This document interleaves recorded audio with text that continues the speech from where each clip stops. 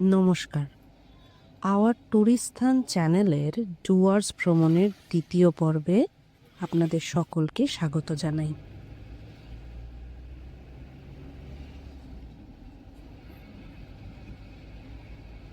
আলিপুরদুয়ার জংশনে নেমে জয়ন্তীতে আমাদের হোটেলের উদ্দেশ্যে রওনা দিলাম। মিনিট কুড়ি গাড়ি চলার পর আমরা বক্সা টাইগার রিজার্ভের নেচার ইন্টারপ্রিটেশন সেন্টারে প্রবেশ করলাম।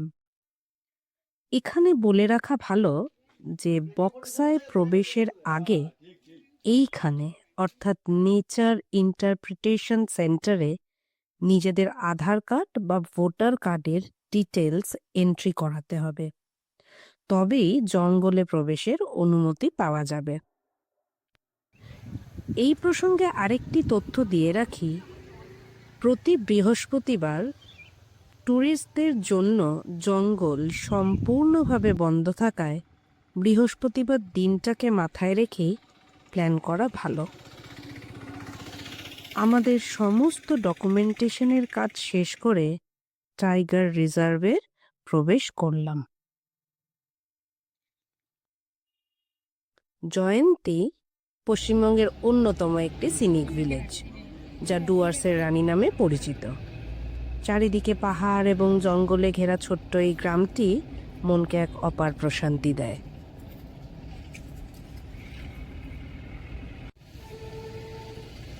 এই প্রসঙ্গে বলে রাখি, বক্সা টাইগার রিজার্ভ আলিপুরদুয়ার ডিস্ট্রিক্টের 760 বর্গ কিলোমিটার জুড়ে বিস্তৃত একটি বন্যপ্রাণ সংরক্ষিত এলাকা, যেখানে বাঘ, লেপার্ড, হাতি, অন্যান্য জীবজন্তু সহ 284 প্রজাতির পাখি দেখা যায়।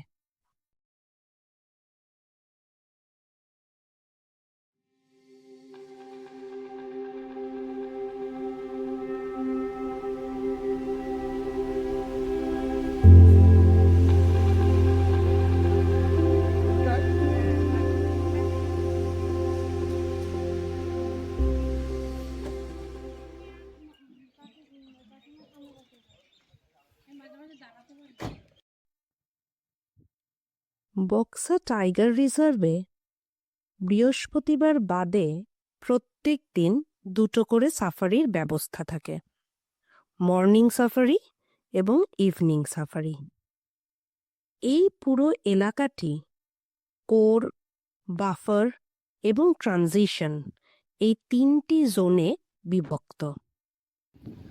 বক্সা টাইগার রিজার্ভে ভিজিট করার আদর্শ সময় অক্টোবর থেকে এপ্রিল মাস।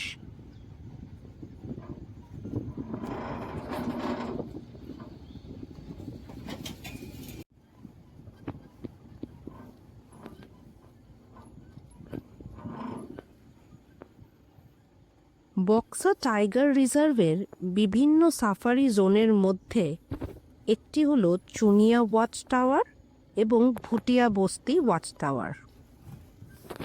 দুপুরে জয়ন্তী পৌঁছে লাঞ্চ শেষ করে বিকেল বেলায় চুনিয়ার উদ্দেশ্যে আমরা বেরিয়ে পড়েছিলাম।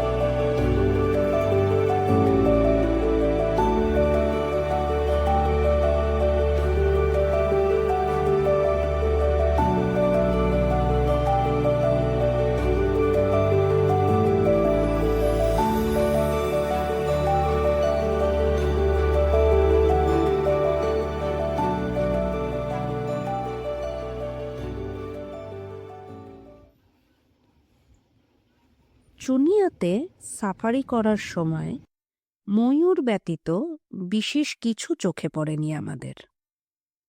বনকর্মী ও স্থানীয় মানুষজনের মুখে বাঘের আনাগোনার কথা কানে আসছিল। তাই সেই সব কথা শুনে ব্যাঘ্র দর্শনের আশায় এগোলেও বাঘ মামা দর্শন দেবে না বলেই ঠিক করেছিল। কিন্তু আশাতীতভাবে বাঘ না দেখলেও তার পদচিহ্ন দেখার সৌভাগ্য হয়েছিল আমাদের।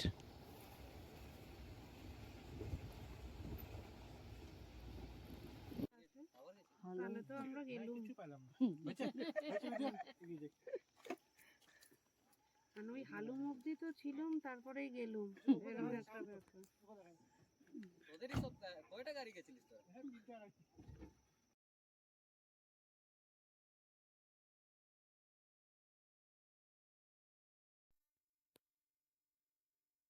বিকেলে হোটেলে ফিরে আমরা সবাই সান্ধ্যকালীন আড্ডায় মেতে উঠেছিলাম। এই সান্ধ্যকালীন আড্ডার সমস্ত ব্যবস্থা হোটেল থেকেই করে দেওয়া হয়েছিল। এতক্ষণ পর্যন্ত আমাদের সাথে থাকার জন্য আন্তরিকভাবে ধন্যবাদ জানাই।